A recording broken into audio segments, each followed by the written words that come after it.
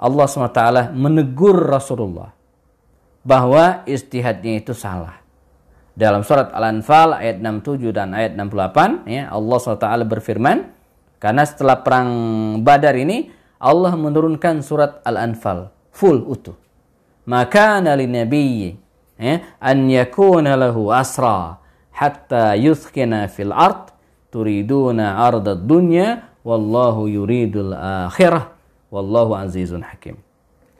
Maka li nabiyyin, tidaklah pantas bagi nabi an yakuna lahu asra, ya, yang punya tawanan.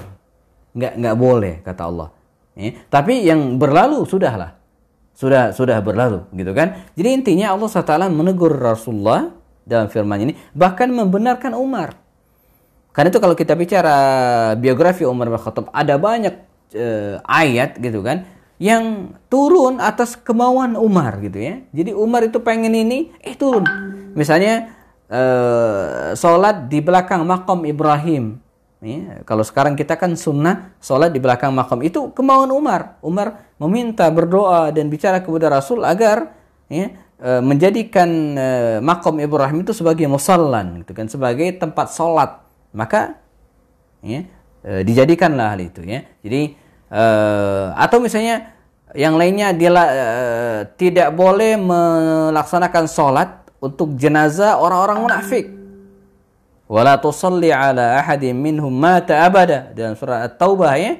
Nah, itu kan keinginan Umar, bahkan kata-katanya sangat mirip dengan kalimat Umar. Nah, jadi maka kata Rasul, Allah SWT menjadikan al-haq, ya, kebenaran itu, ya, di lisannya Umar, ya, dalam lisannya Sayyidina Umar Khattab. Ya, baik. Hikmah lain yang mungkin bisa kita lihat, alhamdulillah, ya, yang gabung alhamdulillah, ya, masih terus bertambah, ya. Kita bicara tentang adab berbeda pendapat, ya. Jadi dalam hal sebelum perang, ya, Rasulullah SAW bukan hanya ketika perang, dalam banyak hal, ya, walaupun beliau adalah nabi, utusan Allah, tapi baginda Rasul sangat demokratis dalam makna umumnya, bukan demokrasi. Maksudnya Nabi tidak otoriter, ya. Begitu juga dalam perang ini, ya. Dalam perang ini, ya. Misalnya yang pernah kita ceritakan, ketika Nabi menempatkan pasukan perangnya di sini, kemudian datanglah Khabbab bin Munzir al-Ansari. Ya Rasulullah, kata Khabbab, apakah penempatan perang di sini itu atas, ya, wahyu Allah, atau katanya usulmu, ijtihadmu sendiri, strategi perang darimu? Kata Rasul, dari saya, ya, ini bukan wahyu dari Allah Subhanahu wa taala, ya. Nah, kalau begitu, kata Khabbab bin Munzir, saya usul ini dipindahkan, dan Nabi menerima, ya. Nanti kita akan ketemu perang Uhud setelah ini, itu lebih luar biasa lagi diskusinya, gitu kan. Bahkan dari awal perang, ya, ketika akan berangkat ada diskusi apakah mereka akan berangkat perang atau menunggu di Madinah, ya, menunggu musuh di Madinah. Nah, karena itu dalam hal ini, janakumullah, ya, dalam hal berjamaah, gitu kan, berbeda pendapat itu ada suatu hal yang sangat biasa. Dan harus ada adab-adabnya. Apa adabnya? Misal, ketika kita syura, rapat, wa amruhum syura bainahum, dan ini perintah Allah SWT, rapat, lalu kemudian diputuskanlah, ya, hasil rapatnya begini. Nah, ternyata keputusan hasil rapat itu tidak sesuai dengan keinginan kita. Oke, dan saya kira ini biasa, ya. Karena itu temanya, bagaimanakah jika pendapat kita berbeda dengan keputusan syura? Dalam lingkup apapun, bahkan dalam rumah tangga sekalipun, di masjid sekalipun, ya. Di sini ada beberapa jamaah yang saya kenal, ada Pak Arif, kemudian yang lainnya, ya, Ustadz Munir, ya. Nah, bagaimana kalau kita berbeda pendapat dalam satu syura, dalam sebuah rapat, kita rapat nih. Nah, keputusan itu tidak sama dengan kita. Apa yang harus kita lakukan? Ya, pertama, kita lakukan introspeksi diri. ya, sembari belajar ketawaduan. Jadi apakah ide kita yang berseberangan dengan keputusan rapat tersebut itu berdasarkan pandangan objektif atau tidak? Jangan-jangan kita tidak setuju itu karena kita nggak kebagian. Wah, ini nggak benar. Ya. Jadi saya nggak setuju. Kenapa saya nggak kebagian gitu ya? Sama seperti para pengamat politik ya, mencaci, memaki, lalu kemudian mengejek, membuli pemerintah, ya, karena dia nggak dapat jabatan. Ya, begitu dapat jabatan atau paling tidak mungkin mendapat penghargaan gitu kan, diam nggak berkutik lagi. Nah, ini nggak, gitu ya. Jadi ketidaksetujuan kita terhadap pendapat tersebut ya bukan karena alasan pribadi, bukan karena kepentingan pribadi, bukan karena kita nggak dapat jabatan, bukan karena nggak kebagian, tapi betul-betul ya berdasarkan pandangan yang objektif, ya. Nah, dan harus kita pikirkan juga bahwa keputusan rapat itu bisa jadi itu kan berdasarkan renungan yang mendalam dalam skala besar, mungkin berdasarkan penelitian, ya. Nah, apakah pendapat kita juga sudah didasarkan pada hal yang sama atau tidak? Nah, itu yang kedua. Kemudian yang berikutnya, andai belakangan terbukti misalnya pendapat kita yang benar dan pendapat jamaah, keputusan rapat itu yang salah, ya, dan tetap itu yang harus kita pertahankan. Artinya apa? Kita enggak misalnya, oh saya bilang juga apa, ya, enggak. Sebab ketika kita menerima keputusan tersebut yang tidak sesuai dengan keputusan kita, itu artinya apa? Ya, kita memelihara keutuhan dalam berjamaah, dan itu penting. Nah, suka saya sampaikan di teman-teman mahasiswa atau apapun lah ya dalam lingkup organisasi apapun ya, bahwa kita kalau mau debat kenceng-kencengan urat leher gitu kan, kapan? Ketika keputusan belum diambil, ketika palu sudah diketuk, begini selesai. Enggak, jangan ngedumel lagi di belakang gitu kan. Jadi kalau mau ngomong itu sebelum keputusan, kalau sudah putus kan selesai. Qararul qadhi yarfa'ul khilaf, keputusan hakim ketua menganulir semua perbedaan yang ada. Tapi kalau sudah diputuskan itu masih ngedumel aja, enggak. Ini bukan akhlak dalam berbeda pendapat. Ya, dalam ketidaksetujuan kita belajar mengelola emosi dan mengutamakan kebutuhan berjamaah ya. Kita lanjutkan dikit lagi, sekitar 5 menit lagi sebelum kita diskusi ya. Kemenangan kaum muslimin dalam perang Badar ini, jangan mulai, ini adalah kemenangan yang luar biasa besar ya. Usai perang Badar ini ya, kekuatan umat Islam mulai dipandang oleh kabilah-kabilah yang ada di Makkah dan Madinah pada waktu itu. Ya, sementara di sisi Quraisy, di sisi musyrikin Quraisy ya, mereka mengalami guncangan dan kegalauan yang luar biasa, sehingga pada akhirnya mereka menyimpan dendam kesumat yang sangat besar ya. Terutama mereka yang keluarganya terbunuh dalam perang Badar ini. Sebut misalnya keluarganya Abu Sufyan bin Harb, keluarganya Amr bin As, keluarganya Sofwan bin Umayyah, ya, di mana bapaknya Umayyah bin Khalaf terbunuh di perang Badar ya.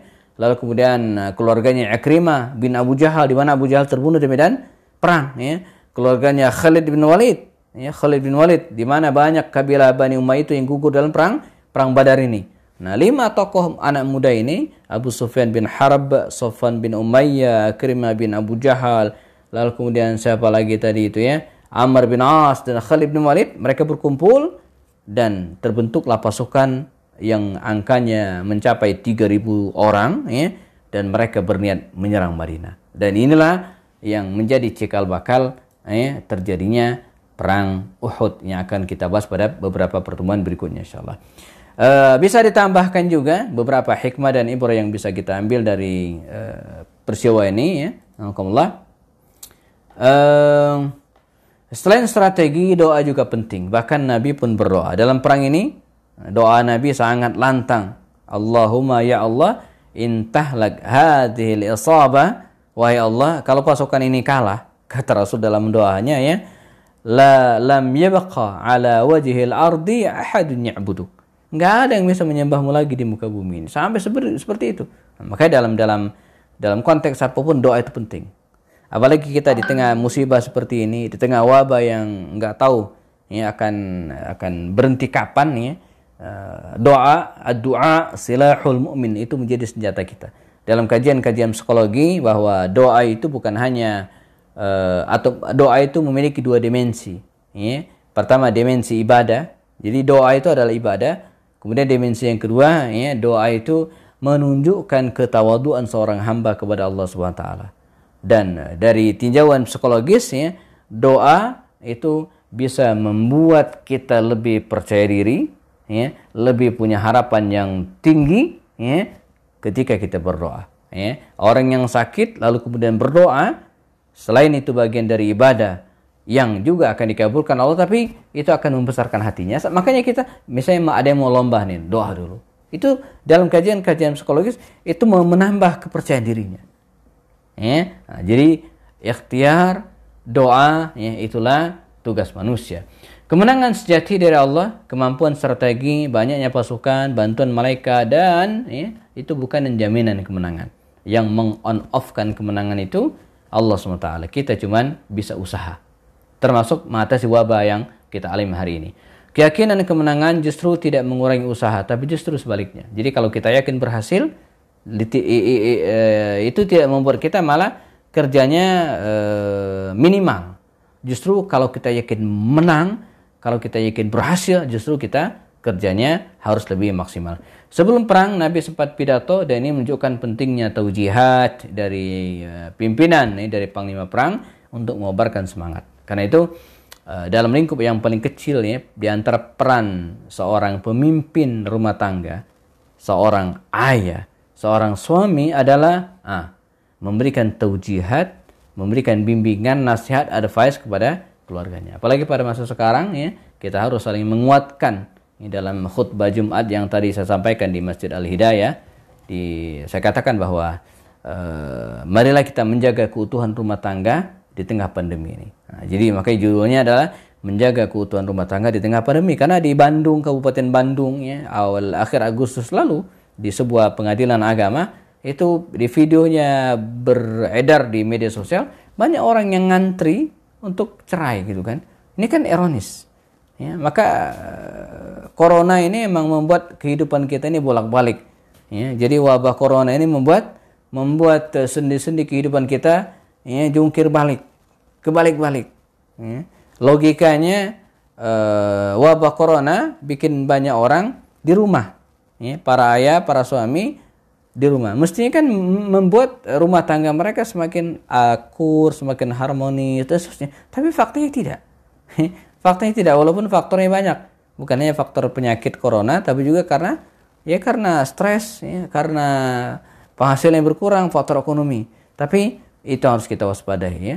Corona ini betul-betul sudah membolak-balikkan dimensi kehidupan kita. Ya, kalau kita ketemu disuruh salaman mestinya. Tasafahu yadhhabil an qulubikum, kata Rasul. Kalau kalian ketemu berjabat tanganlah, itu akan menghilangkan penyakit hati dalam diri kalian, kata Rasul. Tapi hari ini dibalik gitu, ya. Ketemu kita nggak boleh salaman malah, ya. Kemudian sholat, ya. Sawu sufakum, luruskan saf, rapatkan saf, barisan, kata Rasulullah SAW, ya, mengajar kita. Tapi sekarang kita disuruh ngerenggang. Ya. Ini kebalik-balik. Bahkan anekdot anak-anak sekolah kita hari ini mengatakan, sebelum corona, ya, kita disuruh sekolah tapi dilarang bawa handphone.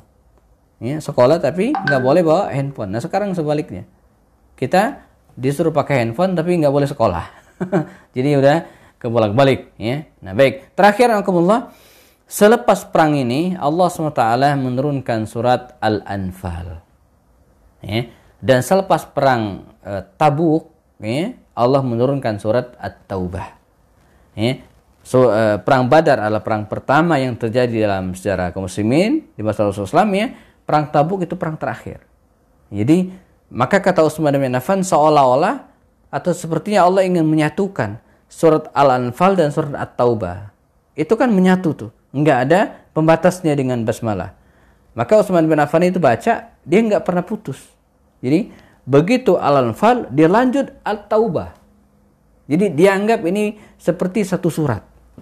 Padahal tidak. Jadi dia menggabungkan antara perang Badar, ya, di awal sekali dengan perang Tabuk, ya, yang terakhir terjadi di masa baginda Rasulullah. Allah menurunkan surat Al-Anfal. Yas'alunaka 'anil anfal dan seterusnya.